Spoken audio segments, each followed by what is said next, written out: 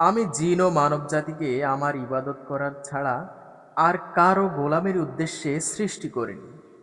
সূরা জারিয়াত আয়াত ৫৬। আর তাদের কেবল এই নির্দেশ দেয়া হয়েছিল যে তারা যেন আল্লাহর ইবাদত করে, তার জন্য দিনকে একনিষ্ঠ করে, সালাত কায়েম করে এবং যাকাত দেয়, আর এটিই হলো সঠিক দিন। সূরা বাইয়িনা আয়াত ৫।